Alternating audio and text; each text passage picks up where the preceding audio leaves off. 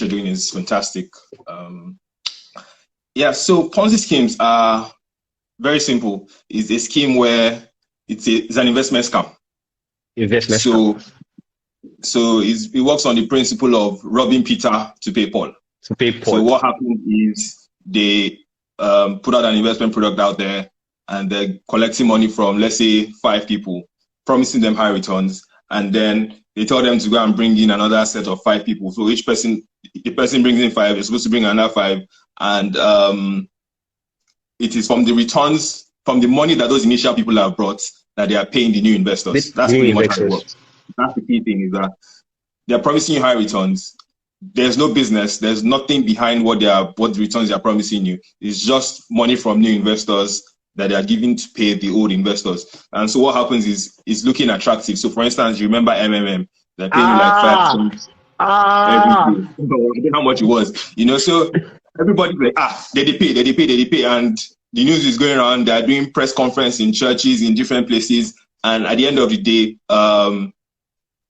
they're attracting a certain number of people, getting a certain number of cash, and then the whole thing shuts down. The website is no longer working.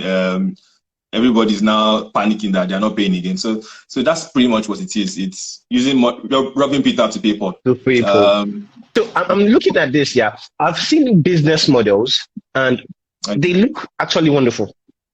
For example, I was discussing with a friend earlier today, and we brought up this Ovazovia. I don't really know how it's pronounced, but the one that went viral some weeks back and on Facebook. Her business model, food storage, getting food products when they're cheaper and storing them. Then when they get expensive, you bring it out to sell. For example, like rice. Rice is expensive during the festive period. Palm oil is also expensive at some point in the year. So that kind of business model was actually very good. I mean, people were throwing in millions to actually get products so that they could be stored and a representative pays to them later. Those business models that actually failed, can you fetch them as Ponzi scheme as well? I mean, there are different types of investment scams. A Ponzi scheme is one. This particular one, I would not describe it as a Ponzi scheme. Okay. I would say that what's happened is the person was pretty much fraudulent. And the person had an intent to defraud you. Because what you see happening is they come up with this fantastic business plan, and people rush into it. At the end of the day, they sort of have their mind to, once I've gotten maybe 1 billion in capital, I can just lock up shop and take off.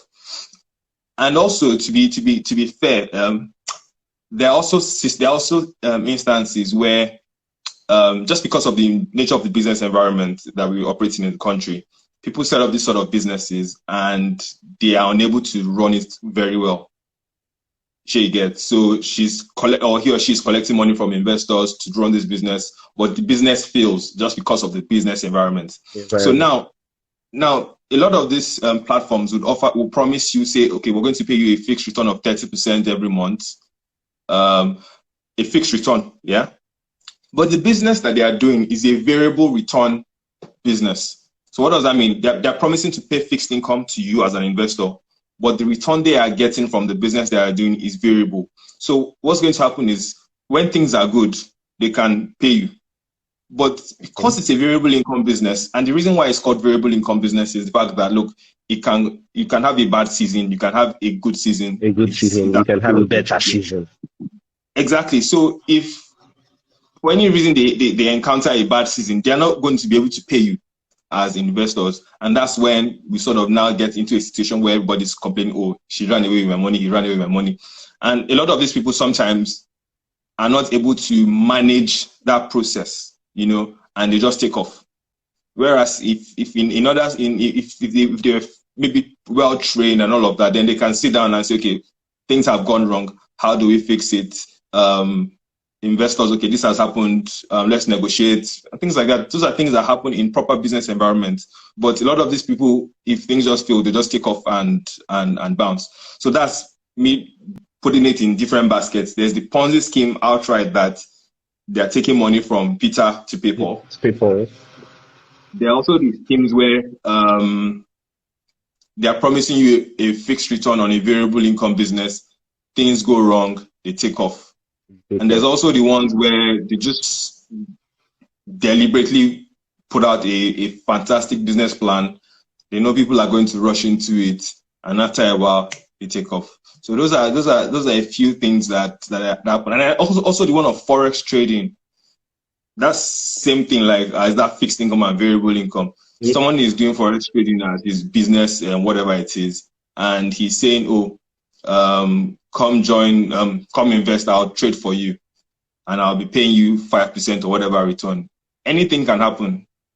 Like for the market can go, you can have a bad trade and then you lose money.